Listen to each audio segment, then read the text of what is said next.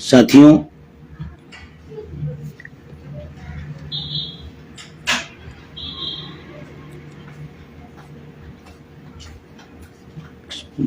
है क्या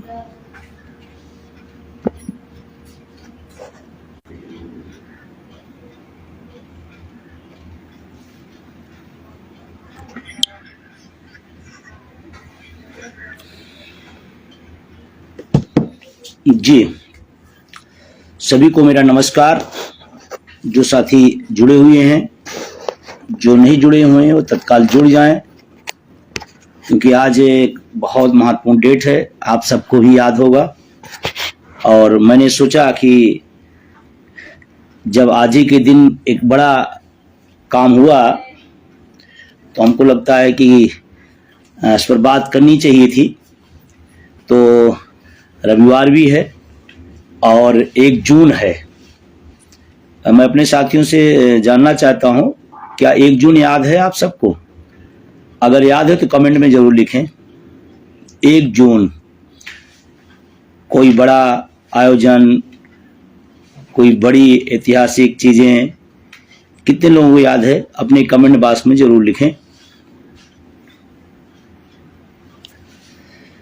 मैं जानना चाहता हूं कि हमें याद है कि और लोगों को भी याद है जी। और जो लोग साथी हैं अपने ग्रुपों पर और अपने साथियों तक, व्यक्तिगत रूप से ग्रुपों तक इसको शेयर कर दें, क्योंकि आज एक बहुत महत्वपूर्ण दिन है और जिस पर चर्चा करना अति आवश्यक है। और मैं अपने साथियों से जरूर करूँ कि अपने कमेंट बॉक्स में जो आज हुआ था उसको जरूर लिखें, जैसे और सारे लोग जो जुड़ रहे हैं उनको पता चले कि आज हम लाइव क्यों आए हैं, किस पर बात करनी है और कितनी महत्वपूर्ण है, इन्हीं सब चीजों पर। तो अपने कमेंट बॉक्स में अगर मेरी बात को सुन रहे हैं साथी लोग, तो अपने कमेंट बॉक्स में आज 1 जून है इसको जरूर लिखें कि आज क्या हुआ। कुछ साथी बिल्कुल सही जगह है और पकड़ लिए हैं कि हाँ बिल्कुल सही, रथ यात्रा, बिल्कुल सही। मैं ही जानना चाहता था कि कितने साथियों को याद है, कितने लोग को याद नहीं है। आज ही के दिन रथ यात्रा हुई थी। कहां से कहां तक हुई थी? कोई साथी बता पाएगा? ये यात्रा कहां से कहां तक हुई थी?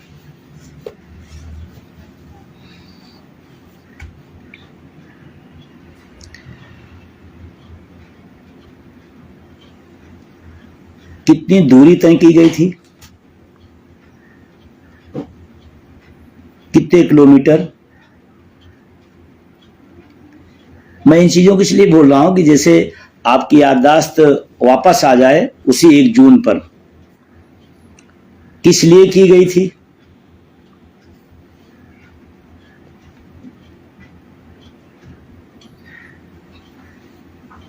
कोई साथी बताएगा किस लिए की गई थी?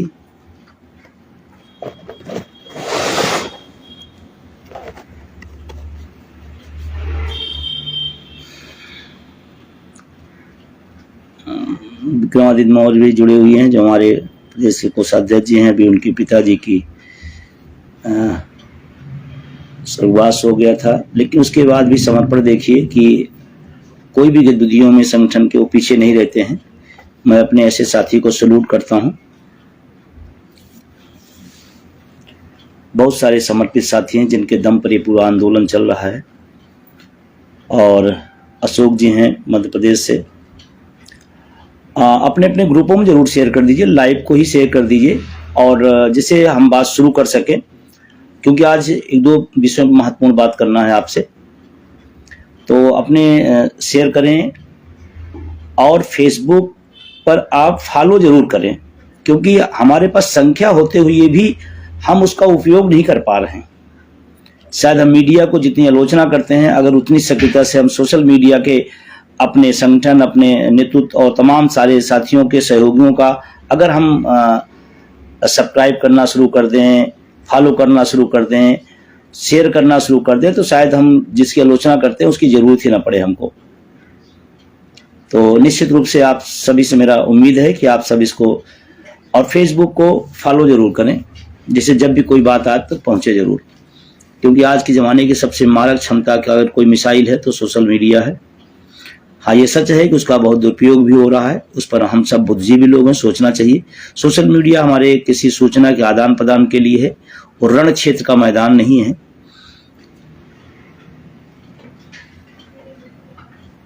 तो एक दो लोगों ने लिख पाया, बाकी हमको लगता है वो साथी भूल गए क्या। 1 जून 2023 शिक्षक कर्मचारी के इतिहास की सबसे बड़ी घटना। शिक्षकों कर्मचारियों के सबसे महत्वपूर्ण विषय पर सबसे ज्यादा लंबा संघर्ष।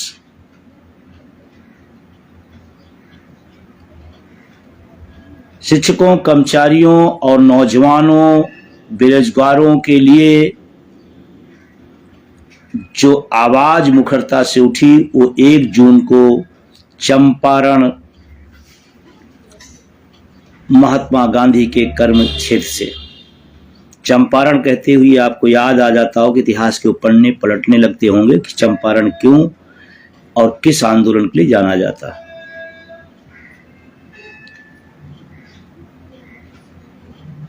मीडिया के साथी ने लिखा कि हमारे आंदोलन ने दिखाती, सच है, लेकिन आपके हाथ में एक मीडिया है, वो बहुत बड़ी ताकत है, उसका इस्तेमाल अगर हम सब कर ले तो बहुत बड़ी बात होगी। तो मैं आता हूं, अपनी बात शुरू करता हूं, काफी टाइम हो गया। 1 जून 2023 को चंपारण बिहार की महात्मा गांधी हम सबके पूजनीय राष्ट्रपिता इस देश के, वहां उनकी कर्मभूमि से हम सब ने एक यात्रा शुरू की थी, एनपीएस निजीकरण भारत छोड़ो यात्रा। 18,000 किलोमीटर, 18,000 किलोमीटर, 18 नहीं 18,000 किलोमीटर लगातार 33 दिन, 3 घंटे नहीं। लोग सोचते हैं अटेवा एनएमओपीएस यूं ही हो गया है मजबूत, अरे उसके पीछे हमारे साथियों ने कुर्बानियां दी हैं, पसीने बहाए हैं। 18,000 किलोमीटर की यात्रा, लगातार 33 दिन सड़कों पर रहे हैं रात दिन।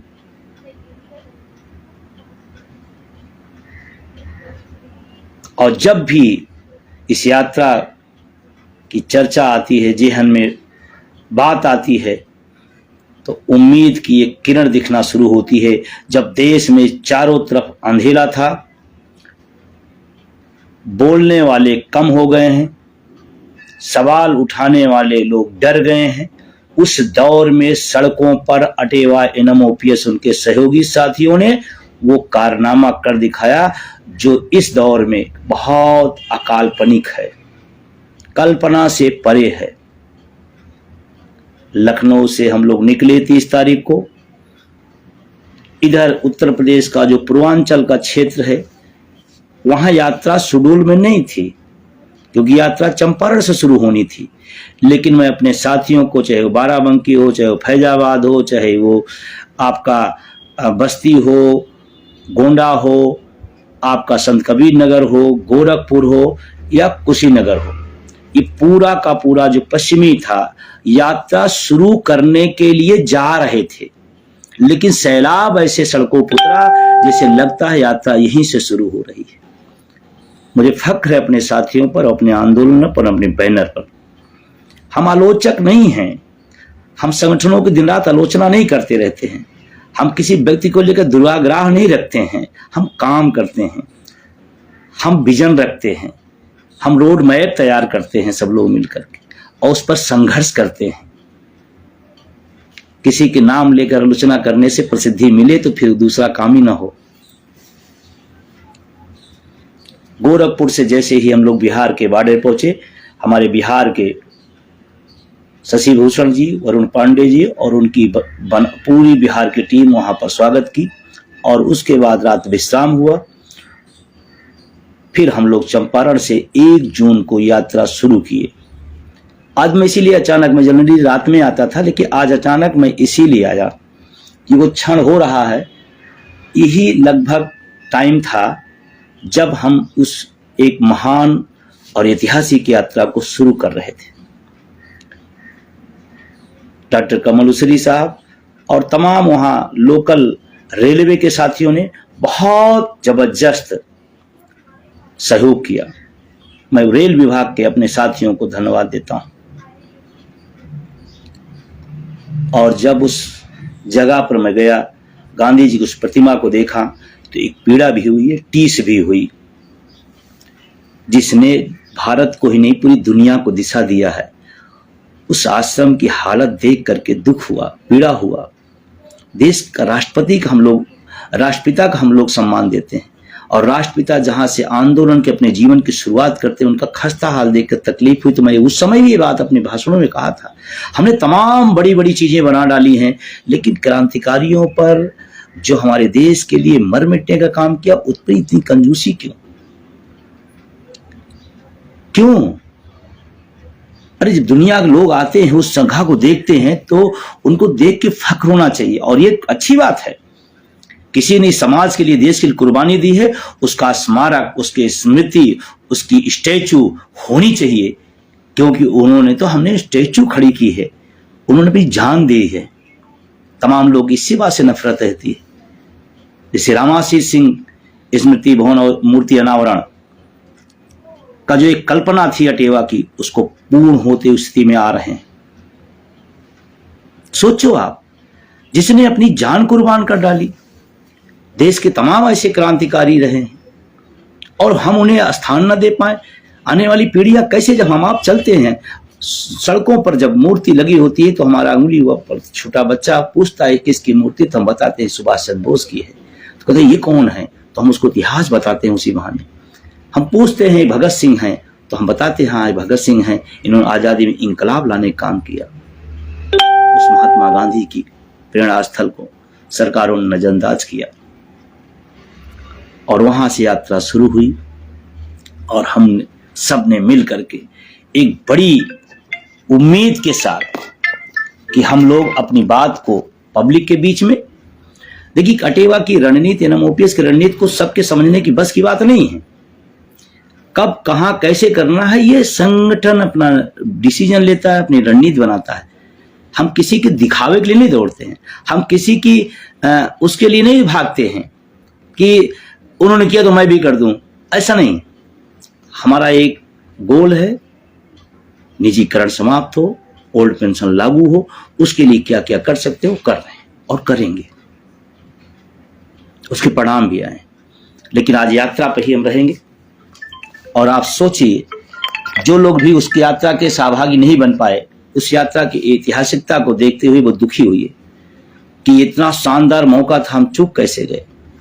चंपारण से निकलते हुए तमाम बिहार के राज्यों के बीच बीच में जाते जाते जाते जाते हम सब ने बिहार के उन तमाम प्रमुख स्थानों पर इस यात्रा को ले जाए। लेकिन बिहार के साथियों को मैं धन्यवाद दूंगा कि उन लोगों ने बहुत तत्परता के साथ अपने काम को आगे बढ़ाया, और हम सब उस क्षण भी नहीं भूल सकते हैं जब हाईवे पर शाम 6 बजे से हमारी मात शक्तियां इंतजार करी और हमारा रथ 12:30 बजे रात को पहुंचा था, तब भी वो हाईवे पर खड़ी थी।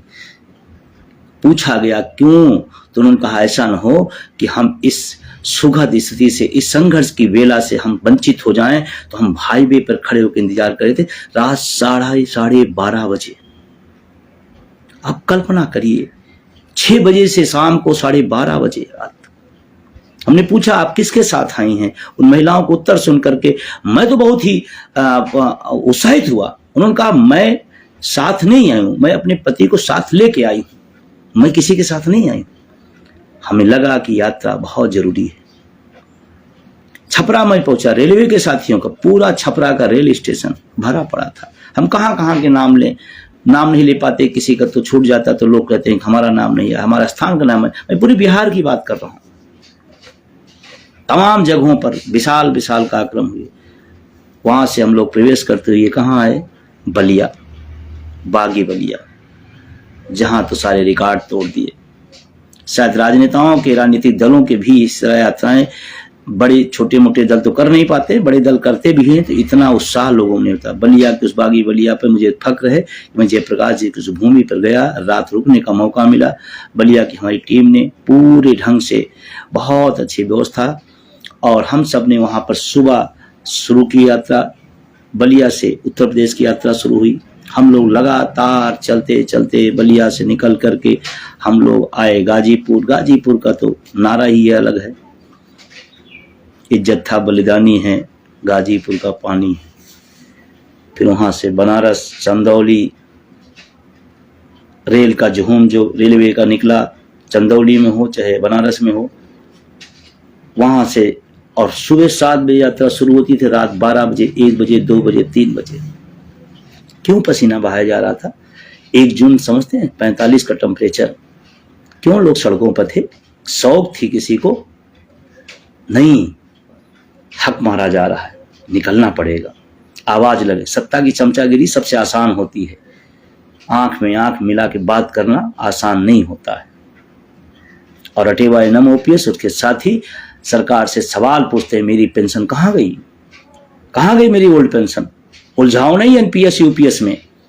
जिनको संशोधन चाहिए और जिनको दलाली चाहिए उनको मुबारक हो, लेकिन इस देश का आवाम, इस देश का कर्मचारी, इस देश का शिक्षक, वो चाहता है old pension scheme.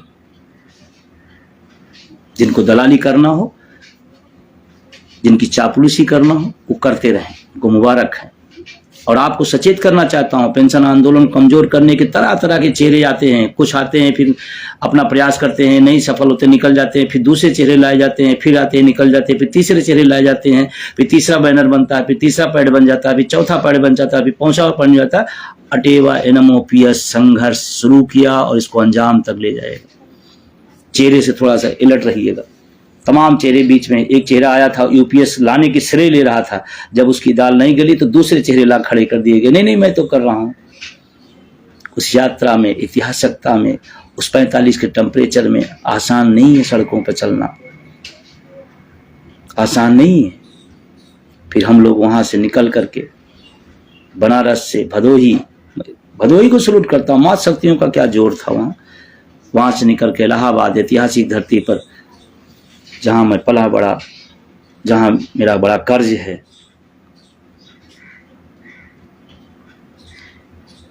अटेवा, Allahabad, Prayagraj की टीम ने गजब का काम किया और कंपनी बाग के उस आजाद अफरन पार्क में जो सैलाब उमड़ा था वाकई देखने लायक था। मैं उसी गली गली के चप्पे चप्पे से परिचित हूं कि वहीं पला हूं, वहीं बड़ा हूं। लेकिन जब मैं अफरन पार्क में गया, उस आज़ादी के दीवाने मस्ताने चंद्रशेखर आज़ाद के, और जो सैलाब था देखने लायक था। फिर वहां से सुबह यात्रा सुबह 7 बजे शुरू होती थी। रथ पर पहुंचना उतरना, दिन दिन में 200 बार उतरना और चढ़ना हुआ करता था। गाड़ियों का काफिला हुआ करता था, जन समूह अपरंपार हुआ करता था। धूप नहीं देखता था, टेम्परेचर नहीं देखता था, उसके अंदर एक लौ है, उसकी एक ललक है ओपीएस की। इलाहाबाद से जब 7 बजे निकला, लंबी यात्रा थी उस दिन की। इलाहाबाद से प्रतापगढ़, प्रतापगढ़ से अमेठी, अमेठी से सुल्तानपुर, सुल्तानपुर से रायबरेली, रायबरेली से रात लखनऊ 2:30 बजे रात को। कुछ लोगों को होता है कि इतनी गहरी जड़ें कैसी हो गई हैं अटेवा की? गहरी आलोचनाओं से नहीं हुई हैं, गहरी संघर्षों से हुई हैं। और जिनको लगता है कि अटेवा कुछ नहीं कर पाता है तो वो करा दे, करा पाना नहीं है, आंदोलन को इधर से उधर डिस्टर्ब करना है। फिर हम लोग कहां से पहुंचे? लखनऊ, रायबरेली, अमेठी, सुल्तानपुर का वो नजारा, अमेठी के साथियों का कदम कदम पर, चप्पे चप्पे पर स्वागत द्वार बनाए गए थे। अमेठी में उसके बाद सुल्तानपुर, वो सुल्तानपुर के साथी अगर हमारी बात सुन रहे हो तो मैं इसी ऐतिहासिक बात करता हूं, जो ओवरब्रिज था ऐसा तो राजनीतिक नेता और राजनीतिक दल नहीं कर पाए होंगे। इसमें कोई छूट जाए तो यह नहीं कि मेरा उसके प्रति कोई दुर्भावना है। कभी कभी लोग सोचते हैं कि अरे तो मेरा छूट गया, वहां से निकल करके फिर सुल्तानपुर से निकला, फिर पहुंचा आपका रायबरेली रात के 12:30 बजे। कभी सुना है किसी शिक्षक कर्मचारी संगठन रात की 12 बजे कोई सभा हो कर रहा होगा? राजनीतिक दल की औकात नहीं कर पाने की कर्मचारी और शिक्षक संगठन की बात ही छोड़ दीजिए आप। और इस पूरी यात्रा में सफाई कर्मचारियों ने, हमें रामेन श्रीवास्तव और उनकी पूरी टीम ने जिस तरह का समर्पण दिखाया है, कम वेतन भोगी होते हुए भी सबसे बड़ा जज्बा उन लोगों ने दिखाया। हम लोग रायबरेली से आए लखनऊ, अगले दिन यात्रा शुरू थी। सिंचाई विभाग और तमाम विभाग, पीडब्ल्यूडी, तमाम विभाग जो भी हैं सबकी बात मैं कर रहा हूँ, चाहे पीजीआई हो, चाहे वो लोहिया हो, चाहे वो बलरामपुर अस्पताल हो, चाहे वो केजीएमयू हो, या तमाम सारे विभाग के लोग सिंचाई विभाग के उस सैलाब को देखा होगा। कहाँ पर? तेलीबाग में अटेवा NMOPS के सहयोगियों ने गजब का काम किया। यात्रा शुरू पहुंचते पहुंचते आई लखनऊ। और आपको एक वाकया मैं जरूर बता दूं, इसको आज इसलिए चर्चा कर रहा हूं कि आप देखो आपने संघर्ष कितना किया है। यूं ही पेंशन अर्श से फर्श पे नहीं पहुंची है उसका मुद्दा, उसके पीछे खून लगे हैं, पसीने लगे हैं, उसके पीछे दर्द हुए हैं, उसके पीछे लोगों ने संघर्ष किए हैं, तब पहुंचा है। लखनऊ की सरजमी से हम लोग बढ़ते बढ़ते आगे सीतापुर। क्या बात है, शानदार, बहुत शानदार। ऐसे लगा कोई राजनीतिक दलों की रैली हो रही, रेला हो रहा है, रेला मचा हुआ है। शाहजहांपुर पहुंचा 12-1 बजे रात को। वहां का रामलीला मैदान ठसाठस भरा, ठसाठस।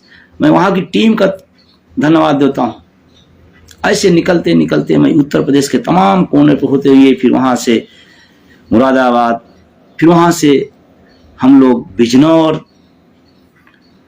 बिजनौर का तो एक फोटो इतना ज़्यादा वायरल हुआ, लोगों ने कहा कि ये कौन है। वहाँ के साथियों ने इस तरह से बग्घी और इस तरह का स्वागत, तो मतलब और रास्ते की चर्चा मैं आपको करूं तो हम लोग लेकर के सत्तू निकले थे, हम लेकर के बिस्किट और लैया निकले थे कि हो सकता है कहीं ना मिले हमारे साथियों जो हमारे साथ चल रहे हैं, उनको भूखे हों, प्यासे हों, तो उनको कम से कम हम दे पाए कुछ। लेकिन मैं आपसे बताऊं, आश्चर्यजनक बताऊं, ये देश जो लोगों के लिए लड़ते हैं उनके लिए देश पलकों बिछाए बैठा रहता है। ये मुझे एहसास हुआ। जितना ज्यादा लोग, कोई फल लेके आ रहा है, कोई मिठाई लेके आ रहा है, कोई पानी लेके आ रहा है, कोई कुछ लेके आ रहा है, कोई नमकीन लेके आ रहा है, कुछ भी, वो जितना रथ में रखता था उससे ज्यादा हमको अगले स्टेशन पर उसको उतार के दूसरे को देना पड़ता था। पहुंचते पहुंचते हम सब बिजनौर से फिर उत्तराखंड पहुंचे। पहाड़ी इलाका, मैदानी नहीं था, जहां पर कुछ दूरी तय करने में कई घंटे लगते हैं। एक जज्बा था, उम्मीद थी इस यात्रा से। वहां के हमारे NMOPS उत्तराखंड के साथियों ने बहुत ही लाजवाब अपने कार्य किया। उत्तराखंड की उन गलियों पर घूमते हुए, हाँ साथी, बिल्कुल मैंने कहा कि अगर कोई छूट जाता है तो ये नहीं मेरा कहना है कि मैं उसके प्रति, हो सकता है जहाँ 50 नाम हो तो वहाँ विशेष लखीमपुर हमारी शानदार टीम, और हमको लगता है वहाँ भी बहुत लेट पहुँचा था मैं, लखीमपुर में भी। और वो लखीमपुर से बहुत टूरिस्ट क्षेत्र था जहाँ पर रोड बना हुआ था, जहाँ से लखीमपुर का बहुत टच नहीं होता, उस रोड पर बेचारे आए हो बहुत। और मैं इस बात के लिए मैं धन्यवाद देना चाहता हूँ तमाम विभिन्न संगठनों को भी, उनके नेताओं को भी, कि उन लोगों ने निष्पक्ष भाव से तटस्थ होकर के इस आंदोलन को अपनी मदद दी। मैं उनका भी शुक्रिया अदा करता हूँ जिन लोगों ने इस आंदोलन को बढ़ाने में थोड़ा भी अपना योगदान दिया। मैं सबके प्रति कृतज्ञ हूँ। अब बहुत लंबा हो जाएगा एक एक चीजों को करते हुए, फिर आप भी उबेंगे, लेकिन हमको लगता है आपको सुनकर अच्छा लग रहा है, क्योंकि जिस तरह कमेंट आ रहे हैं, जिस तरह से लोगों का सक्रियता दिख रहा है, उनको लग रहा है कि चलो एक बार फिर वही दृश्य सामने आ रहे हैं जो 1 जून 23 से शुरू होकर के यात्रा चली थी। पहुंचते पहुंचते हम लोग मैं बताऊं, हरिद्वार हमारा वो रोहित शर्मा और उसकी पूरी टीम उस जिले में बहुत अच्छा काम किया, बहुत जज्बाती और जोशीला साथी हमारा। और एक अब मेमोरी में याद नहीं आ रहा है, एक तो उत्तराखंड का कोई एक छोटा सा ब्लॉक था, जब हम लोग निकल करके सहारनपुर तरफ जहाँ से एंट्री कर रहे थे, वो नाम को स्पेशली याद नहीं आ रहा मुझे, वहां तो वो ब्लॉक था लेकिन ऐसा लग रहा था कि वही कोई मंडल का प्रोग्राम हो, गजब का। वो गाड़ियां, वो लोग, वो सैलाब, मतलब अद्भुत था, अद्भुत था। जो भी छूटे उनको प्रति ये न रखें कि हमने छोड़ा, हमारा बस इतने था कि आपको फिर से हम याद दिला दें, कुछ भूले बिसरी जो हम लोगों ने संघर्ष किए हैं उनको नए लोगों को भी पता चले जो लोग उस समय नहीं रहे होंगे। और उसमें जब गीत बजता था धर्मेंद्र गोयन जी और सुमन कुरेली का, वाह, पूरा मजा ला देता था, पूरा धूम मचाता था, एक्साइटमेंट पैदा कर देता था। बहुत बड़ी। हम लोग वहां से फिर सहारनपुर, फिर मुजफ्फरनगर, वो बड़ा शानदार पूरा रैली हो गई मुजफ्फरनगर में। तो पीतवर्धन जी, उनकी टीम, गजब, कमाल कमाल का।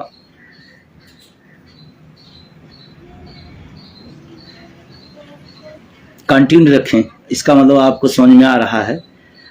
और कुछ लोग करें छुट्टियों में भी यात्रा होगी, हाँ एक यात्रा करेंगे, अभी जल्दी ही करेंगे, क्योंकि अब हमको लगता है हम सब हर उपाय किए हैं। मतदाताओं को भी जागरूक करना जरूरी है और पढ़े लिखे मतदाताओं को सबसे ज़्यादा अपने लक्ष्य पे आना होगा। जातियों, पार्टियों, रंगों, भेदों में उभर करके बुद्धिजीवी समाज को अगुवाई करना होगा, बुद्धिजीवी समाज को आगे आना पड़ेगा। जब सत्ता तानाशाह हो जाए और विपक्ष लोगों के मुद्दों को उठाने में नाकाम हो जाए तो बुद्धिजीवियों की सबसे ज्यादा जरूरत पड़ती है। ये बात मैं टंके के चोट पे कह रहा हूं, इसलिए बुद्धिजीवी समाज आप सबसे मेरा निवेदन है। और हथियार वोट का बहुत बड़ा है, जो बाबा साहब भीमराव अम्बेडकर साहब ने एक बड़ी ताकत दे गई है। कब इस्तेमाल करेंगे? कभी कोई लोग कहते नहीं वो तो पढ़े लिखे को राजनीति से क्या ले। बिल्कुल, मैं आपसे साथ कहता हूं, मैं इस बात को कहता हूं, कोई व्यक्ति गैर राजनीतिक हो ही नहीं सकता। जो वोटर हो गैर राजनीतिक हो ही नहीं सकता।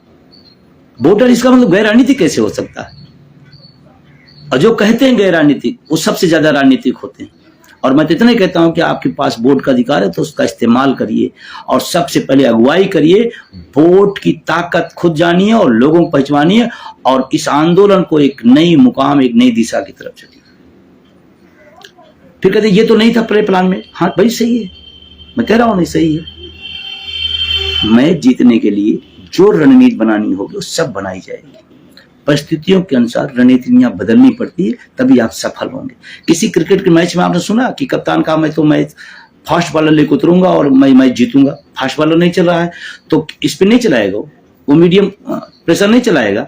नहीं, आप तो कहते फास्ट बॉलर लेकर उतरेंगे। अरे भाई मैच जीतना है, ओपीएस लाना है, ये रास्ता वो रास्ता, ऐसे रास्ता, कोई भी रास्ता, हर रास्ते अपनाए जाएंगे उस लक्ष्य तक जाने के लिए। अच्छा लगे तो, बुरा लगे तो, मुझे बुरे लोगों से, आलोचक से हमें बहुत ज्यादा चिंता नहीं होती है, क्योंकि वो चाहे आप जो करोगे आलोचना उनके हाथ में है, उनकी विवेकशीलता है। लेकिन जो हमारे चाहने वाले हैं, जो अटेवा के हैं, जो एनएमओपीएस के हैं, जो मेरे सहयोगी हैं, उनकी एक एक बात मेरे लिए महत्वपूर्ण है। फिर हम लोग निकल करके उधर से तमाम जिलों से घूमते घूमते मुजफ्फरनगर से फिर हम लोग आए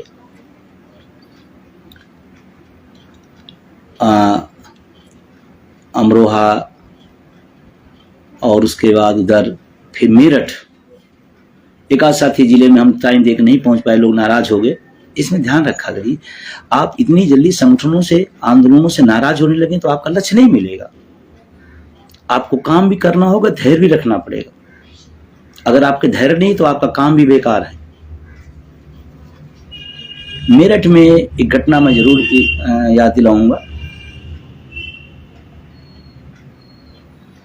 वहां पर विश्वविद्यालय के लोगों ने अंदर रथ ले गए और एक थाली थी, उसमें जल या पानी जो भी था, कुछ फूल था, उसमें मेरे पैर को रख कर धुलने का उन्होंने अनुरोध किया। तो मैंने मना किया, मुझे थोड़ा सा इस सब चीज़ें अच्छा नहीं लगता है। लेकिन उन्होंने कहा सर मेरठ यूनिवर्सिटी की परंपरा रही है कि हमारे यहाँ कोई अतिथि आता है तो हम ऐसे ही उसका स्वागत करते हैं। फिर ना चाहते हुए, असहमत होते हुए भी उनकी भावना का ख्याल रखते हुए कराना पड़ा। वो घटना मेरे दिलो दिमाग में ऐसी हुई कि लोगों की चाहत क्या है, मतलब क्या अद्भुत लोगों क्या सोच है। विजय बंदूक गिरा लेने से तुम्हारा कोई फायदा नहीं होगा, अटेवा को खत्म करने से तुम्हारा कोई फायदा नहीं होगा। तुम्हारा फायदा तब होगा जब यह आंदोलन जीत जाएगा, तुम भी उसके खिलाफ हो। और मेरठ में वो क्षण अद्भुत था, जिस तरह से यूनिवर्सिटी के साथियों ने, मेरठ के अटेवा के साथियों ने, तमाम विभागों के लोगों ने स्वागत किया, अद्भुत था। फिर उसके बाद मेरठ से फिर निकला, फिर तमाम बुलंदशहर वो रथ, वो महिला बुलंदशहर की हमारी मातृ शक्ति, वो खुद खुली जीप चला रही थी। मतलब मुझे लगा कि झांसी की रानी भी इस आंदोलन में कूद पड़ी हैं। और पूरी यात्रा उसने अपने हैंडल से बैठा कर कराया। फिर हम सब बढ़ते बढ़ते बढ़ते रात में पहुंचे अलीगढ़। बहुत टाइम हो गया। अलीगढ़ लोगों ने कमाल ही, मतलब मैं क्या बताऊं, किसकी चर्चा करूं, इसको छोड़ूं, किसको बोलूं, मैं समझ नहीं पा रहा हूं। जिनका छोड़ जाता है तो वो दिल से नहीं छूट रहे हैं। हो सकता है अभी कोई बात करते हो तो 10 बात में एक आध दो बात मिस हो, तो किसी का जिला, किसी का नाम कोई माने नहीं। मैं आप सबसे कहता हूं कि आप अपने मुद्दे को देखिए, अपने बैनर देखिए। एक चीज ध्यान रखिएगा, मैं आज फिर सचेत करना चाहता हूँ, लाइव आकर कह रहा हूँ, आपका मुद्दा आपके लिए अहम है और आपका बैनर आपके महत्वपूर्ण है। कोई व्यक्ति आपके लिए महत्वपूर्ण है कि वो आए थे चले गए तो मैं भी चला जाऊं, फिर आपका विजन नहीं है। आपका बैनर लक्ष्य है ओपीएस और आपका बैनर अटेवा एनएम ओपीएस, बस। इसके अलावा दुनिया की कोई चीज, कौन आ रहा है, कौन जा रहा है, कौन छोड़ रहा है, सबके अपने अपने लक्ष्य हैं, अपनी अपनी महत्वाकांक्षाएं हैं, उसमें बहुत ज्यादा नहीं। फिर अलीगढ़ से सुबह निकला, मैं पहुंचा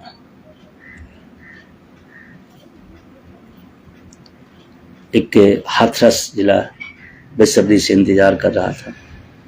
महापुरुषों को तमाम नमन करते हुए वहां से हाथरस होते हुए फिर हम लोग पहुंचे फिरोजाबाद, आगरा। फिरोजाबाद की तो सड़कों का सैलाब आज भी दृश्य में से ओझल नहीं होता। आगरा का वो पेठा नगरी वास्तव में मिठास दिया। और मैं इन नामों को लेकर के चर्चा करने नहीं आया, हो जा रहे हैं प्रसंग, बस ठीक है, नहीं जिनके हो रहे हैं उनको दुख नहीं होना है। मैं आज जो बात कहने आ रहा हूँ उस बात को मतलब बताना चाहता हूँ, जिसको मैं आपको समझाना चाहता हूँ। फिर हम लोग, वो भी लंबी यात्रा थी, अलीगढ़ से लेकर कानपुर देहात तक। मतलब सोचो, अलीगढ़ से निकले हाथरस, हाथरस से फिर फिरोजाबाद, फिर आपका आगरा, आगरा से फिर हम लोग पहुंचे औरैया। औरैया रात में, रात हो गई थी। छोटा जिला है लेकिन कमाल का हमारा नेतृत्व और वहां की टीम है। उसके बाद फिर कानपुर देहात, कानपुर देहात, इन तमाम जिलों से गुजरते हुए जो उसका अनुभव है, मैं आपसे कहना चाहता हूं, वो अनुभव अमिट है, अविस्मरणीय है। और लोगों को जो समर्पण, मातृ शक्तियों को जो समर्पण, रथ को छूने का, रथ में पहुंचने का जो लोगों का एक भाव, एक प्रेरणा देता था, एक उत्साह पैदा करता था कि कोई तो है जो मेरी बात उठा रहा है, कोई तो है जो मेरी आवाज लगा रहा है, कोई तो है जो मेरे मुद्दों के लिए दिन रात मेहनत कर रहा है। सच, ये देश बहुत प्यार देता है।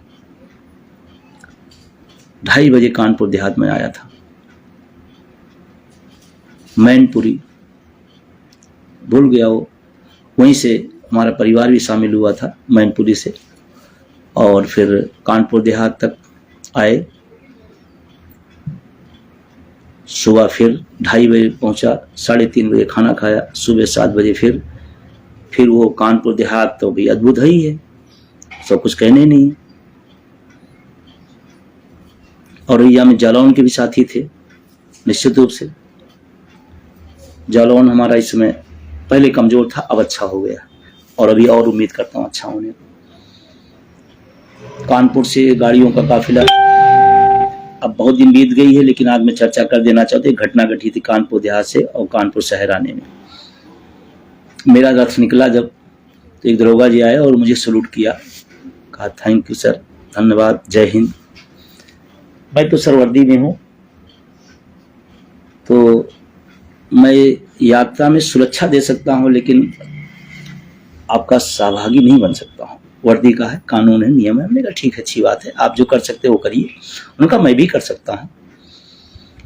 घटना बीत गई है, अब उसका कोई सरकारी और प्रशासनिक न करे। उन्होंने कहा मैं भी कुछ कर सकता हूँ, और उन्होंने बहुत कुछ किया।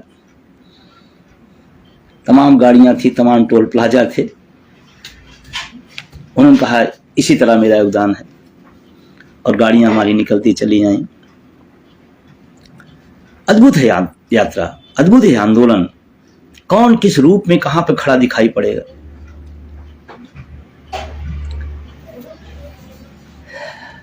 फिर वहां से कानपुर नगर, वो हाल का बुरा हाल था, और रमादेवी चौराहा, मतलब मैं क्या गिनाऊं, क्या क्या छोड़ूं और क्या क्या याद करूं। मेरी समस्या को समझिएगा, मैं क्या क्या छोड़ूं और क्या क्या बताऊं, क्या क्या आप नाम लूं, क्या क्या ना लूं। कानपुर देहात से कानपुर शहर, शहर से फिर हम लोग पहुंचते हैं फतेहपुर। फतेहपुर के बॉर्डर से ही लोगों का लगातार मिलना, और हाईवे पर फतेहपुर में जो विशाल गाड़ियों का काफिला, चाहे वो 4 व्हीलर हो, चाहे वो बाइक हो, चाहे जो हो, मतलब वो दृश्य तो कमाल का है। वहाँ की ताकत, वहाँ की टीम, वहाँ के मैनेजमेंट, निधान का जो समर्पण, गोयन जी के गीत धूम मचाए हुए थे। करते करते हम लोग फिर पहुंचे फतेहपुर से कौशाम्बी, फिर वहाँ से बांदा, और बीच में रास्ते में तमाम जगह होती। बांदा का खाना पूरे साथियों को आज भी याद है, अद्भुत था, सादा था, बहुत लाजवाब था। फिर वहाँ से हम लोग यात्रा को आगे बढ़ाते हुए मध्य प्रदेश एंट्री की। डहरिया जी और उनकी पूरी टीम ने, सतना हो, कोई जगह हो, मतलब अद्भुत था। और जबकि थोड़े लोगों को उम्मीद कम थी, लेकिन मतलब उम्मीद से कई गुना ज्यादा पूरे मध्य प्रदेश ने दिया। कई जिलों में, खरगोन की मैं चर्चा अगर ना करूं तो भूल जाऊंगा कि ये रहा एक पूरा शहर करीबन 5 किलोमीटर का, और मुझे निकलने में 1.5 घंटे लगे। सड़कों पर फूल था, ऊपर से बरसाए जा रहे थे, नीचे सड़कें फूलों से ढकी थी। लोग सोच रहे थे कोई मंत्री, कोई मुख्यमंत्री आए हैं क्या। ये प्यार है आपका, ये आपका स्नेह है मेरे प्रति। पूरी एमपी में जगह जगह पे अलग अलग तरीके से अलग अलग संघर्ष का शंखनाद हुआ। फिर वहाँ से हम लोग महाराष्ट्र शिवाजी की कहना ही क्या। शिवाजी की जब मूर्ति पर हम सब चढ़े और वहाँ पर जब उनको सलूट कर रहे थे, तो मन में एक आग लग रही थी कि इस धरती पर हमारे ऐसे लोग भी थे जो मुगलों से लड़े, जो अंग्रेजों से लड़े, तो क्या हम अपनी बनाई सरकार से नहीं लड़ सकते। इतने बुज़दिल हो गए हैं, इतने कमजोर हो गए हैं। हम उनके गीत तो गाते हैं, हम उनसे सीख क्या पाते हैं। सीखे कुछ, जो अंग्रेजों से जिसके पूर्वज लड़ सकते हैं, मुगलों से पूर्वज उनके लड़ सकते हैं, तो बनाई अपने हाथ की बनाई सरकार से हम क्यों नहीं बन सकते। ओपीएस, एनपीएस, यूपीएस सरकार बनाती है, लेकिन उस सरकार को कौन बनाता है। हम आप मिलकर बनाते हैं। और अभी आपके पास आगे मौका है बुद्धिजीवी समाज को, जिनको तय करके दिखाना पड़ेगा, नई दिशा हम ही देना जानते हैं। जब भी बुरे हाल में कोई देश की नीति, राजनीति गलत दिशा में जाएगी, तो सही करने का काम अलग है। बुरहानपुर का तो महिलाएं, पानी बरस रहा रात के 2 बजे। हमने कहा कार्यक्रम कैंसिल कर दीजिए। लोग कहे नहीं सर, अगर कोई व्यक्ति हमारे लिए दिन रात चल सकता है तो एक रात हम क्यों नहीं खड़े हो सकते हैं। आपने यात्रा से क्या सीखा, क्या पाया, नहीं पाया, मुझे नहीं पता है, लेकिन मैंने यात्रा से पाया कि लड़ो, दुनिया तैयार है आपके साथ खड़े होने को। लड़ो, लोगों की आवाजें दबी हुई हैं, उसको आवाज दो आप। हमने पाया कि आप अगर 10 देते हैं तो अगला आपको 90 देने को तैयार बैठा है। बस आप ईमानदारी और कर्मठता के साथ उस मिशन को आगे बढ़ाएं। महाराष्ट्र के तमाम जगहों पर बितेश जी और उनकी पूरी टीम ने, और जहां पर हम लोगों ने इस कार्यक्रम का समापन का प्लान किया था, बाद में फिर वो बड़ा दिल्ली तक गया। फिर वापस महाराष्ट्र की 2 खास बातें मुझे आई। एक तो वहाँ के जो नारे होते हैं वो जोश भरने वाले थे, दूसरा वहाँ की जो शब्दावली है वो दिल में घुसने वाली है, वो घुसी। जूनी, हम सब महाराष्ट्र से जाने, जूनी मतलब पुरानी, मतलब जूनी। वापस फिर मध्य प्रदेश से घुसते हुए दिल्ली में उस शहीद स्मारक की जगह पर हम सब लोगों ने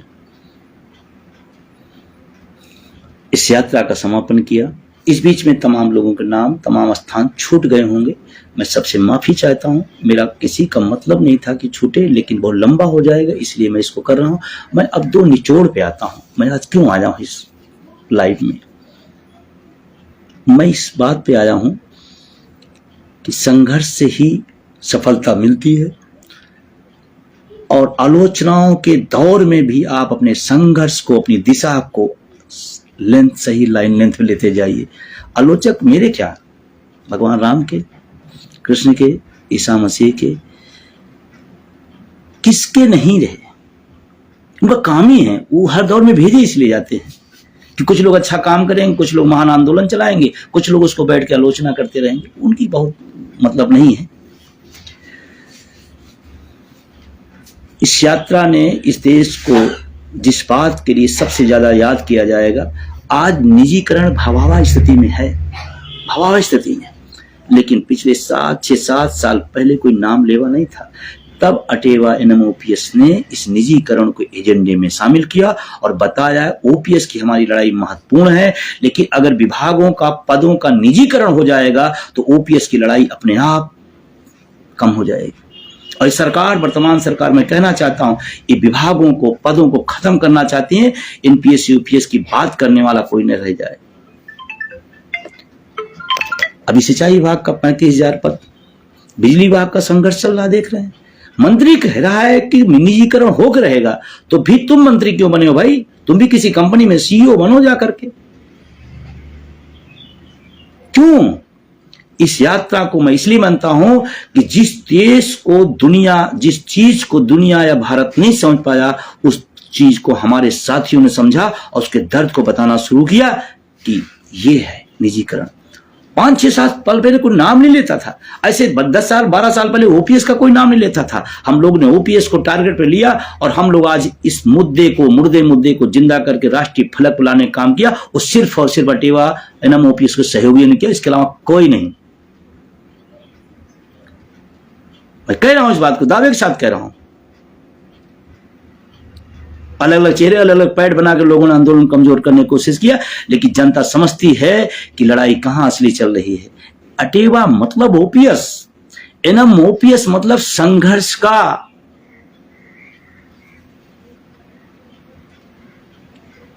जिस निजीकरण को आज लोग समझ रहे हैं, उस निजीकरण को हम लोग 5-6 साल पहले से लोगों को अवेयरनेस करें। और आज भी मेरी जिम्मेदारी साथ कह रहा हूं, लाइव हूं। अगर आप नहीं जागेंगे तो आपको तो नौकरियां मिल गई, लेकिन आपके बच्चों को नौकरियां नहीं मिलेगी, बड़ी फीस बढ़ाने के बाद भी।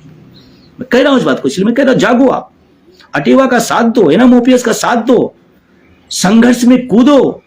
सरकारें हमेशा हकों को कुठाराघात करने के लिए होती हैं, और सड़कों पर सैलाब लाके संघर्ष करने वाले लोग हकों को बचाने का काम करते हैं। अब आओ, बैठो मत, बुजदिली मत दिखाओ, सरकार की चापलूसी मत करो। लोग मंत्रियों के यहां फूल और माला पहनने जाते हैं, बता देते हैं संघर्ष कर रहे हैं। अरे यार, उस मंत्री से आपकी हिम्मत है पूछ लेने की क्या कि निजीकरण हो रहा है, बिना उसकी मर्जी के हो रहा है क्या? और उसको लाके माला पहनाते। अटेवाय नमो ओपीएस का हमेशा से प्रयास रहा है, संवाद तो हम करेंगे, लेकिन माला फूल पहनाने किसी को सिर्फ पर्चे बनाने के लिए, संगठनों और भीड़ के नाम पर, इसके लिए अटेवाय नमो ओपीएस नहीं है। निजीकरण को, उस दौर को दिखाने काम 18,000 किलोमीटर रात दिन की यात्रा करके 33 दिन में इस देश को बताया कि निजीकरण कितना खतरनाक। और मैं कहना चाहता हूं, जाति धर्म से ऊपर उठकर देखिए, इस चश्मे को निकाल कर देखिए। आप किसी जाति धर्म के हों, अगर नौकरी नहीं मिलेगी तो आपकी तो नौकरी मारी जाएगी। आप सोचिए इस बात को। या जिनके घरों में आज घर हो गए, कार हो गई, उस किसके दम पर? उसी नौकरी के दम पर हुई। और आज वर्तमान सरकार, किसी की है हिम्मत जो कह सके इस बात को? बातें बड़ी बड़ी और है हिम्मत? मैं कह रहा हूं, वर्तमान सरकार शिक्षक कर्मचारी विरोधी है हिम्मत किसी ने? यूपीएस का किस संगठन ने, शीर्ष नेतृत्व ने यूपीएस की बुराई की हो? कोई तारीफ कर रहा है, कोई संशोधन की बात कर रहा है और समझा रहा है कि यूपीएस अच्छी है। आप समझ लेना, जो यूपीएस में संशोधन की बात करे और तारीफदारी की बात करे, समझ लेना सरकार का एजेंट है वो। समझ लेना वो सरकार का कालिंदा है, कहीं न कहीं से वो आपके आंदोलन को दिग्भ्रमित करना चाहता है। इस बात को मैं दावे के साथ कह रहा हूं।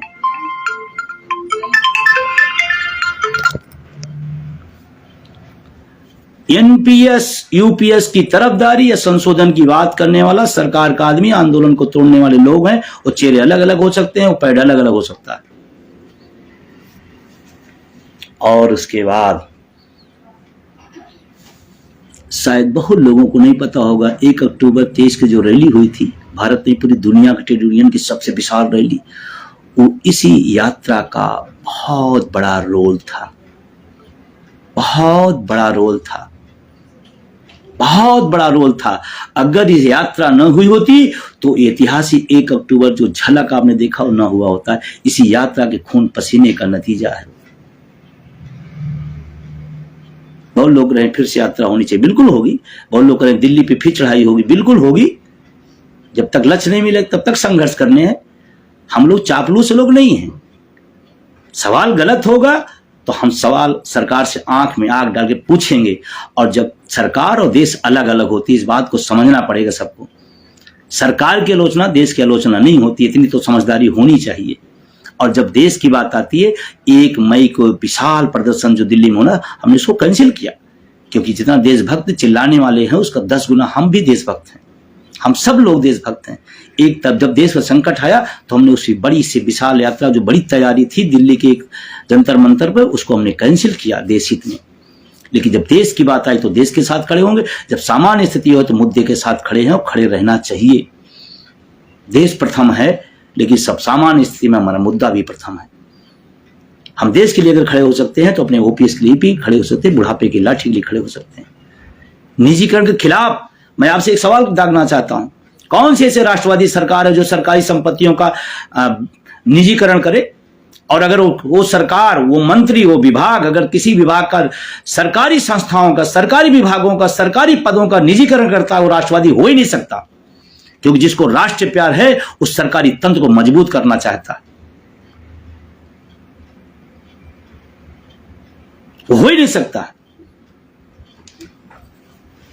रेल बिक जाए, भेल बिक जाए, शिक्षा बिक जाए, चिकित्सा बिक जाए, और राष्ट्रवादी, एक राष्ट्रवादी तो कहेगा हमारे देश में शिक्षा की व्यवस्था सरकार की जिम्मेदारी है, परिवहन की व्यवस्था सरकार की जिम्मेदारी है, शिक्षा की व्यवस्था सरकार की जिम्मेदारी, रोजगार देना सरकार की जिम्मेदारी है।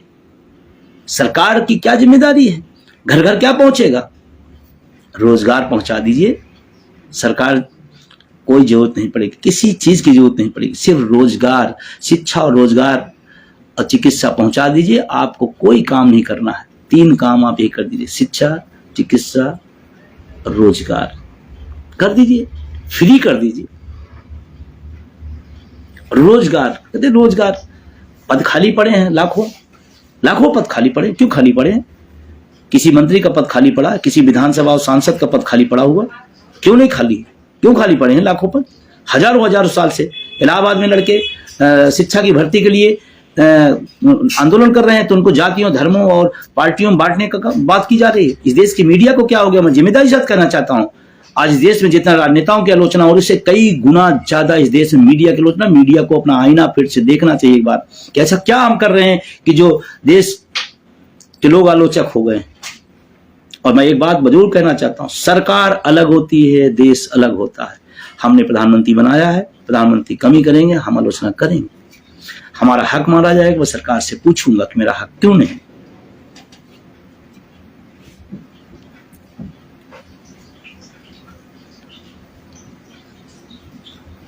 और मैं तो कहता हूं आज 1 जून है, इस यात्रा को भी यादगार बनाने के लिए, और 5 जून को पर्यावरण दिवस है। मैं तमाम अपने संगठनों के साथियों से इसकी बातचीत हम नहीं कर पाया, लेकिन क्योंकि हमको लगता है कि अभी अचानक मुझे याद आया, अगर सहमत हो, कोई बात नहीं कि लोकतंत्र में सब लोग सहमत हो नहीं सहमत हो, लेकिन 1 तारीख की ऐतिहासिकता को बनाए रख लेंगे। और 5 जून को पर्यावरण दिवस है, तो मैं सभी से अपील करना चाहता हूं कि पर्यावरण के लिए भी हम लोग काम करेंगे, क्योंकि हमारी पृथ्वी हरी भरी रहेगी तो अच्छा रहेगा।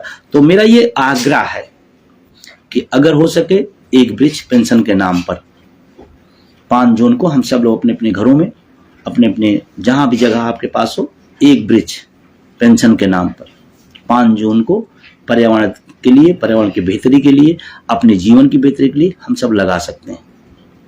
लगाएं, लगाना चाहिए, क्योंकि अगर 10 पेड़ की फूल पत्ती और फल लेने के हम हकदार हो सकते हैं, तो 10 पौधे हम लगाने के भी हकदार हो सकते हैं। तो 5 जून को हम सब 1 वृक्ष पेंशन के नाम, ये मेरा आग्रह है। इन्हीं की तमाम संगठन के साथी सोचेंगे कोई बातचीत नहीं हुई थी, कैसे हो गया, लेकिन मैं आग्रह कर रहा हूं पर्यावरण के लिए अगर हम कर सकते हैं तो करें। हम बात भी कर लेंगे साथियों से, अगर हो सकेगा तो और अच्छी बात है।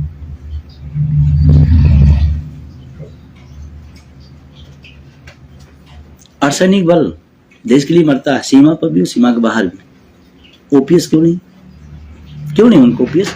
इससे बड़ी राष्ट्रभक्ति क्या हो सकती है? आप कुछ मत दो, ओपीएस दे दो, राष्ट्रपति का प्रमाण पत्र होगा।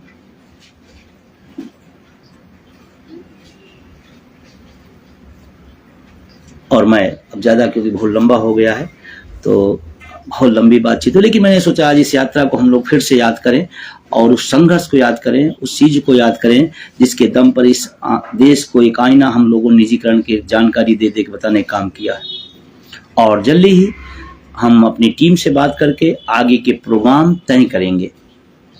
हम जल्दी ही आपके सामने प्रयास करेंगे, पूरे साल का चार्ट आउट आ जाए। अब बीच में अचानक तय था, लेकिन अब देश पर ऐसे संकट आया जिसके वजह से उसको टालना पड़ा, और उसको सबने स्वागत भी किया।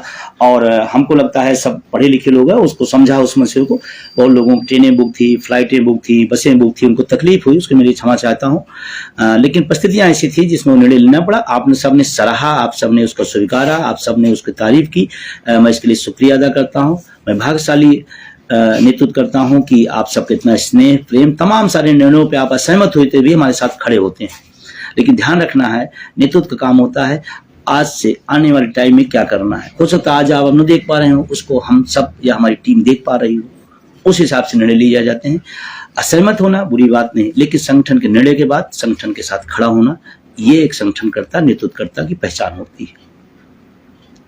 और उसी दिशा में हम सब चलते हैं, उसी दिशा में। बहुत सारे लोग यात्रा जब हो रही थी तो लोगों का नहीं, यात्रा नहीं ठीक है, जून का महीना है, इतनी गर्मी है, कैसे हो सकता है, नहीं ठीक हो। उन्होंने अपनी सहमति दी, उन्होंने अपना दर्द महसूस किया, उन्होंने अपने जो पक्ष थे उसको रखे, लेकिन जब तय हो गया तो सब सहमत हो गए, ठीक है। और उन लोगों ने बहुत अच्छा सहयोग किया, लगे अपना पूरी ताकत के साथ। रामेंद्र कुशवाहा जी बहुत ही हमारे जो जोशीले साथी हैं मध्य प्रदेश से, तो रावेश जी हमारे हैं, बहुत मिशनरी साथी हैं। तो तमाम नवल किशोर जी या तमाम सारे साथी हैं, सीपी राव जी, धर्मेंद्र गोयन जी, है ना, तमाम सारे साथी हैं। सब लोग लिख रहे हैं कि एक प्रोग्रामिंग जल्दी हो। हाँ, जन क्रांति, अच्छा कुछ लोग सवाल हैं। मैं निवेदन करना चाहता हूं कि हाँ, ये बात याद आ गई। हमारी टीम गोयन ब्रदर्स ने एक अच्छा प्रयास किया, उस दिशा में हम सब उसको लेके बढ़ रहे थे और काफ़ी कुछ मेहनत भी किया गया, कम सीमित संसाधनों में जैसे उसको बढ़ाया गया। और हमारा मकसद क्या होता है कि हम अपने उद्देश्य के लिए विभिन्न तरीके अपनाते हैं, इस तरीके से नहीं, इस तरीके से गीत के माध्यम से, साहित्य के माध्यम से, लेख के माध्यम से, आप डॉक्यूमेंट्री के माध्यम से, कोई माध्यम हो, हम अपने उस लक्ष्य को तरफ जाते हैं। इस पर भी लोगों को अरे सकारात्मक रहना, रचनात्मक होना है तो अच्छी बात है, और अटेवा रचनात्मक है। तो तमाम तरीके लाते हैं। लेकिन इसमें बताते हुए दुख हो रहा है, बहुत महत्वपूर्ण चीज है, इसको सुनिएगा। इस देश का सेंसर बोर्ड ने उसको मना किया है, लिखित नहीं दिया कि जिससे हम आगे की किसी कोर्ट में जा सके मौखिक रूप से। क्या हो रहा है इस देश में? कौन सी ऐसी बात उसमें है जो आप रोक रहे हैं? पेंशन हटा दीजिए, म्यूजिकल का गाना हटा दीजिए, विजय बंधु को हटा दीजिए, फिर होगा। ये क्या तरीका है? अरे हम अपने पीड़ा को एक माध्यम से समझाने की कोशिश कर रहे हैं, अपने लोगों को जागृत करने की कोशिश कर रहे हैं। और क्या है इसमें? और क्या है? और कौन सी बड़ी बात है? तो वो एक 6 महीने से लगी रही हमारी टीम, उस पर नहीं हो पाया। अब हम लोग उसके दूसरे माध्यमों से विचार कर रहे हैं, क्योंकि बनी तो है, उसको लाना ही है किसी न किसी माध्यम से। और आप सबसे निवेदन है, उसके लगातार शार्ट्स जा रहे हैं, ट्रेलर जा रहे हैं, आप उसको खूब सुनिए, सुनाइए, लोगों तक शेयर करिए, सब्सक्राइब करिए। क्योंकि मैंने आपसे कहा कि आपके हाथ में मीडिया है, अगर आप उसकी ताकत लगा देंगे तो मीडिया वाले आपके पास आना शुरू कर देंगे। ये पीछे जो पोस्टर लगा है उसी का है। कुछ लोगों ने कहा क्या क्या करेंगे, ओपीएस के लिए जो करना पड़ेगा वो करेंगे, सब करेंगे, ओपीएस लाएंगे, जैसे भी तैसे भी। अभी और तमाम सारे काम करने हैं, उस पर भी आलोचना होने लगेगी। जो कुछ ना किया हो उस सदनों में चला जाए तो कोई बात नहीं, संघर्ष करने वाला जाएगा, क्यों जाएगा? ये कौन सी बात है भाई? जो कुछ नहीं है, कुछ नहीं करता, न स्नातकों के लिए, न शिक्षकों के लिए, न उनकी समस्याओं के लिए, न कर्मचारियों के लिए, वो चला जाए, उस पर दर्द नहीं है, उस पर पीड़ा नहीं है। लड़ने वाले को चले जाए तो पीड़ा है। बहुत सारी चीजें होंगी। अच्छा लगता है हमको, कम कम इतने महत्वपूर्ण समय को लगाते हैं हमारे लिए, अच्छी बात है। तो मैं इसके लिए अपील करना हूं कि आप इसको ज्यादा ज्यादा पुरवाइए, पूरे देश के अंदर जाए, और इसको सोशल मीडिया के सब प्लेटफॉर्म करिए, फॉलो करिए, सब्सक्राइब करें, और इसको जनता तक पहुंचाएं। इसका मकसद सिर्फ ये है कि लोगों तक अलग माध्यम से, देखिए एक बात करना, एक वीडियो के रूप में जाना, उसको आदमी ज्यादा अच्छा समझता, देखता है। कड़ी मेहनत की गई, कड़ी मेहनत हुई। पिछला गर्मी का छुट्टी मई और जून इसी में चला गया था, तब बड़ी मुश्किल से बन पाई। अब दूसरे प्लेटफॉर्म से हम लोग लाएंगे, और उसकी डेट भी तय हो गई 14 जून। 14 जून को आप उसको देख सकेंगे विजय कुमार बंधु यूट्यूब चैनल पर, और भी माध्यम है, उस पर भी हम लोग प्रयास कर रहे हैं। अगर उस पर आ जाती ठीक है, नहीं तो अपना माध्यम है। और क्यों, जब अपने हाथ में, बाजू में अपने दम है तो दूसरे माध्यमों की जरूरत क्या है? ठीक है, सरकार मना कर दी तो हमारे पास भी तो कुछ है, हम उसको करें। इसको आप तमाम प्लेटफॉर्मों तक पहुंचाइए। ये दुर्भाग्यपूर्ण है लेकिन देश के लिए एक अच्छी स्टोरी, एक अच्छे मुद्दे पर बनी हुई, अच्छे लोगों द्वारा निर्मित एक डॉक्यूमेंट्री है। क्या कैसे पीड़ा एनपीएस में होती है उसका दिखाया गया, दृश्यांकन किया गया। कैसे जब एनपीएस में पैसा 500 पाएगा तो उसकी बहू उसको कैसे घर से बाहर निकालेगी, यही तो बताया गया है। कैसे ओपीएस पाने वाले का सम्मान घर में होगा, और कैसे एनपीएस यूपीएस पाने वालों को घर से दुआ होगा, दूसरों छोड़ो अपने नहीं साथ देंगे, यही तो दिखाया गया है, यही तो बताया गया है। तो आप जब भी इसका ट्रेलर में आए, जब भी इसके गाने आए, इसको आप सुनिए, सुनाइए, भेजिए चारों तरफ। एकदम इतना धूम मचा दी सोशल मीडिया पे कि मीडिया वाले खुद पूछे भैया इस पर हम थोड़ा बात करना चाहते हैं। ये भी एक खास मुद्दा था आ जाने का। तो बहुत सारी बातें हैं, लेकिन अब क्योंकि बहुत लंबा होता जाएगा, कार्यक्रमों को लेकर के आपके जल्दी ही आपके सामने कार्यक्रम पेश होंगे।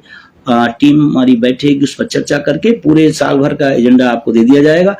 अभी बिहार के साथी हमारे जुड़े हुए हैं। मैं बिहार के साथियों को एक बड़ी तैयारी बिहार करिए, क्योंकि बिहार का परिणाम, अब लोग कहते हैं कि जीत हार से क्या होता है। अरे ना करने वाला जीतता जाए तो हाँ कैसे करेगा? बताइए, किसी के पास बुद्धि हो तो। ना करने वाला अगर हाँ जीतता जाएगा तो हाँ कैसे करेगा? 4 नहीं 2 हार जाए तो दूसरे दिन हाँ कह देगा। तो बिहार के साथ ही अपनी सत्ता था, क्योंकि बिहार के परिणाम को पूरे देश के इस आंदोलन का भी बहुत कुछ होगा। जिनको राजनीतिक चश्मे से देखना हो तो देखें। जो ओपीएस का विरोधी है, मैं उसका विरोधी हूं। वो नेता हो, वो दल हो, वो संगठन हो, मुझसे उससे लेना देना नहीं। और उसके बाद दिल्ली की एक है ख्वाहिश, सबकी ख्वाहिश है कि दिल्ली हम लोग करें, और आप सबको जल्दी डेट मिलेगी। पूरे उत्साह के साथ, पूरे उमंग के साथ लगे रहिए। आप सबने इतना टाइम दिया, और इतने मगन होकर सुन रहे हैं, कमेंट कर रहे हैं लगातार। मैं इसके लिए आप सबका तहे दिल शुक्रिया। जिनके नाम, जिनके स्थान, जिनके जिले छूट गए होंगे, मैं उन सबका क्षमा चाहते हुए, भावना रहती सबको आ जाए, लेकिन हो नहीं पाता है। तमाम सारे हमारे साथी जिन्होंने सोशल मीडिया के क्षेत्र से, IT सेल के क्षेत्र से इस आंदोलन को बढ़ाया, आगे किया, प्लेटफॉर्म पर पहुंचाया, उन सबको भी शुक्रिया, उन सबको भी धन्यवाद, पूरी टीम को धन्यवाद। बहुत ज़्यादा, आज सबसे ज़्यादा हो गया, धन्यवाद।